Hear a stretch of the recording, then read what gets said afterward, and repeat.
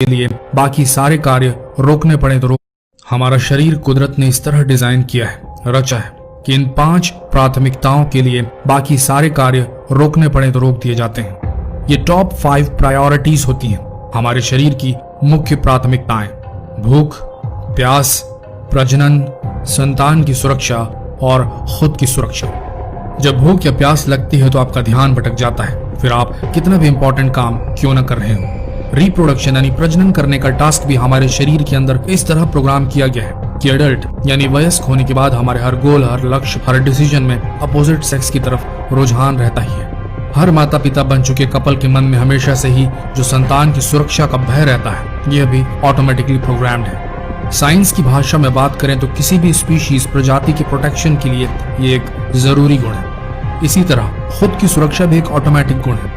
गलती से बाइक के साइलेंसर पर अगर पैर पड़ जाता है तो आपको सोचना नहीं पड़ता कि पैर हटाना है, नहीं तो झुलस जाएगा। पैर ऑटोमेटिकली एक रिफ्लेक्स एक्शन के तहत अपने आप को गर्म सतह से दूर कर लेता है। ठीक ऐसा ही तब होता है जब कोई नुकीली चीज शरीर के किसी भी हिस्से में चुभ जाए तो अपने आप वहां एक प्रोटेक्टिव रिफ्लेक्स एक्शन एक्टिव हो जाता है।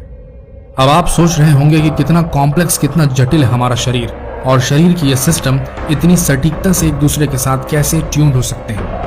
मानव का जन्म अपने आप हो ही नहीं सकता, ऐसा लगता है किसी ने काफी समय देकर हमें बनाया है और फिर प्रोग्राम किया है। ये ख्याल आपके मन में आ रहे होंगे, राइट? लेकिन साइंटिस्ट इन सब चीजों को लेकर उतने कंफ्यूज्ड और पजल नहीं है जितने कि शरीर की उस 6th सीक्रेट प्रायोरिटी, 6ठी रहस्यमयी प्राथमिकता को लेकर है। साइंटिस्ट ने भूख, प्यास, प्रजनन की इच्छा, संतान की सुरक्षा का भाव और खुद की सुरक्षा के लिए शरीर के अंदर जो रिफ्लेक्स सिस्टम है उसको तो बहुत हद तक ज्ञात कर लिया है, समझ लिया है। जैसे हंगर सेंटर ब्रेन में कहाँ है और कैसे एक्टिव हो जाता है जब ब्लड शुगर लेवल खून में एक स्तर से नीचे गिरने लगता है। जिंदा रहने के लिए जरूरी इन 5 प्रायोरिटीज के काम करने का मैकेनिज्म तो बहुत हद तक साइंटिस्ट समझ चुके हैं, लेकिन शरीर की 6ठी प्रायोरिटी स्लीप यानी नींद के पीछे के विज्ञान को आज तक कोई भी वैज्ञानिक पृथ्वी पर नहीं समझ पाया है। जी हाँ, ये एक सत्य है। वैज्ञानिक अब तक समझ नहीं पाए हैं जब नींद आती है, तेज नींद, तो शरीर क्यों इन 5 प्राथमिकताओं को महत्व देना बंद कर देता है। जैसे नींद आने पर ड्राइवर का सो जाना या झपकी लेना, ये जानते हुए कि वह सड़क पर है और स्टीयरिंग व्हील के पीछे बैठकर अगर उसने झपकी ली तो बड़ी दुर्घटना हो सकती है, शायद जान भी जा सकती है। यहाँ सेल्फ प्रोटेक्शन, खुद को प्रोटेक्ट करने की शरीर की प्रायोरिटी कॉम्प्रोमाइज्ड हो रही है। जब नींद आती है तो एक शादीशुदा जोड़े में एक सेक्स से भी इनकार कर देता है। वैज्ञानिक अब तक नहीं समझ पाए कि क्यों शरीर कुछ घंटे की एक्टिविटी के बाद अपने आप नींद की तरफ खींचा चला जाता है। क्यों शरीर हमें नींद लेने के लिए मजबूर कर देता है जब उस वक्त हम ना कुछ खा सकते हैं, ना पी सकते हैं, ना प्रजनन कर सकते हैं, ना खुद का बचाव कर सकते हैं, ना ही अपनी संतानों की रक्षा कर सकते हैं। ये 6ठी हिडन रहस्यमयी प्राथमिकता नींद, स्लीप, हमें जिंदा रहने के लिए जरूरी हर उस चीज को करने से रोक सकती है जो जरूरी है। पर फिर भी हमारा शरीर क्यों ऐसे प्रोग्राम्ड है कि 24 घंटे के एक दिन में कुछ घंटों की एक्टिविटी के बाद हमें नींद आने लगती है। विज्ञान अब तक इस गुत्थी को सुलझा नहीं पाया है कि क्यों हम अपनी जिंदगी का 1/3 हिस्सा, लगभग 25 सालों की जिंदगी सोने में गुजार देते हैं। और नींद का यह रहस्य सिर्फ यही नहीं रुकता। अगर आप सोच रहे हैं कि थकान दूर करने के लिए नींद जरूरी है तो यह भी बहुत हद तक सही नहीं है, क्योंकि अगर आपको अपने हाथ पैर यानी कि शरीर के मस्कुलोस्केलेटल सिस्टम को रेस्ट देना है, आराम देना है, तो वह आप लेट कर या इनएक्टिव रहकर भी दे सकते हैं। उसके लिए नींद की आवश्यकता नहीं है। अगर आप ये सोचते हैं कि नींद से दिमाग को राहत मिलती है, उसे रेस्ट मिलता है, तो EEG ने यह भी साबित कर दिया है कि स्लीप या नींद की इनिशियल फेज में, शुरुआती फेज में दिमाग धीरे धीरे बंद होने लगता है और ब्रेन की एक्टिविटी कम हो जाती है। ये सच है। लेकिन जैसे ही हम थोड़ा और गहरी नींद में जाते हैं, दिमाग के ऊपर लगे इलेक्ट्रोड से स्क्रीन पर जो इमेजेस दिखाई देती हैं EEG की, वह एक्टिविटीज एकदम जागे हुए एक्टिव इंसान की तरह दिखाई देती हैं। जी हाँ, ये सच है। यानी गहरी नींद के वक्त का EEG इमेजिंग जागृत अवस्था के EEG से खूब मिलता है, मानो दिमाग सोया नहीं बल्कि और एक्टिव हो गया हो। तो जब बदन और दिमाग दोनों की थकान नींद से दूर नहीं होती तो फिर वही सवाल आता है, हम सोते क्यों हैं और शरीर की प्राथमिकताओं में प्रायोरिटी लिस्ट में नींद इतनी महत्व क्यों रखती है। कुदरत की तकनीक कैसे इवोल्यूशन या क्रमानुगत विकास के हर चरण को पार करके अभी भी जीवित है हमारे अंदर, और हमारे शरीर में इतनी डीपली एनकोडेड कैसे है, इसका आज तक पता नहीं लगाया जा सका है। कई सदियों से साइंटिस्ट अजीबोगरीब एक्सपेरिमेंट करते आए हैं नींद को समझने के लिए, पर उन प्रयोगों के परिणाम बेहद रहस्यमयी हैं। जैसे चूहों को भूखा रखा जाए तो ये 3 हफ्तों में मरने लगेंगे। लेकिन जब लैब रैट्स यानी कि प्रयोगशाला के इन चूहों को इनकी पसंदीदा चीजें दी गई खाने के लिए, तापमान से लेकर हर चीज इनके जीने के लिए अनुकूल रखा गया, बस इनको एक चीज से वंचित रखा गया 3 हफ्तों तक, और वो थी नींद। जब इन्हें 3 हफ्ते तक नींद से वंचित रखा गया तो ये मर गए। जी हाँ, ये मर गए। इन शॉर्ट, भूख से 3 हफ्ते में मौत और स्लीप डिप्रिवेशन यानी कि अनिद्रा की स्थिति में भी 3 हफ्ते में मौत। रूसी वैज्ञानिक अक्सर काफी विभत्स तरीके अपनाते हैं एक्सपेरिमेंट करने के, और उन्होंने इंसानों में नींद और उसके प्रभावों को समझने के लिए हर सीमाएं पार कर दी थी। रशियन स्लीप एक्सपेरिमेंट विज्ञान के इतिहास का सबसे गुप्त और भयावह एक्सपेरिमेंट था, जिसकी सच्चाई मीडिया में आने के बाद रशियन गवर्नमेंट की छवि पूरे विश्व में खराब हुई थी। इस एक्सपेरिमेंट में इंसानों को सोने नहीं दिया जाता था लगातार कई दिनों तक, और उसके बाद उन टेस्ट सब्जेक्ट्स के साथ जो होता था वह बेहद दर्दनाक और भयावह था। रशियन स्लीप एक्सपेरिमेंट पर एक डीप डिटेल्ड वीडियो चाहते होंगे अगर आप, तो कम से कम 5000 कमेंट करें।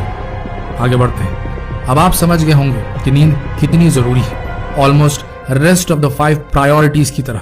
पर ऐसा क्यों है और हम क्यों नींद लेते हैं, इसका आज तक कोई वैज्ञानिक स्पष्टीकरण नहीं है। आइए जानते हैं साइंटिस्ट हमारे शरीर में इस डीपली एनकोडेड प्रोग्राम जिसे नींद कहते हैं को कितना समझ पाए। वैज्ञानिकों ने, टू बी प्रिसाइज न्यूरोलॉजिस्ट ने, नींद को समझने के लिए EEG इलेक्ट्रोएन्सेफेलोग्राम का सहारा लिया। ये वैसे ही काम करता है जैसे कि ECG इलेक्ट्रोकार्डियोग्राम।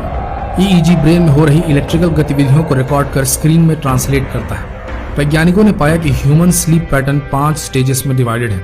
हमारी नींद 5 भागों में होती है। स्टेज नंबर 1, 1 मिनट से 7 मिनट तक आपकी आंखें बंद होने लगती हैं, पलकें भारी हो जाती हैं, पर इस समय आपका दिमाग फिर भी एक्टिव होता है। आहट होने पर यह नींद टूट सकती है। आप लगातार सोने और जागने की स्थिति से अंदर बाहर होते रहते हैं। स्टेज 2, 10 मिनट से 25 मिनट तक हल्की नींद होती है। इस वक्त इस समय दिमाग के सोचने की क्षमता धीमी हो जाती है, जो EEG पर रिड्यूस होती ब्रेन एक्टिविटी के रूप में दिखाई देता है।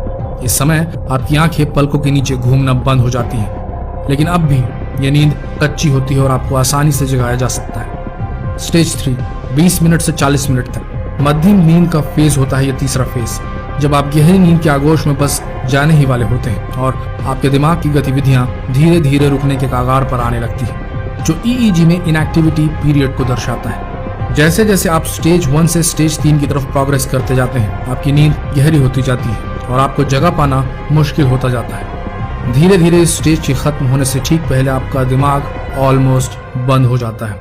No thoughts, no thinking whatsoever, black space.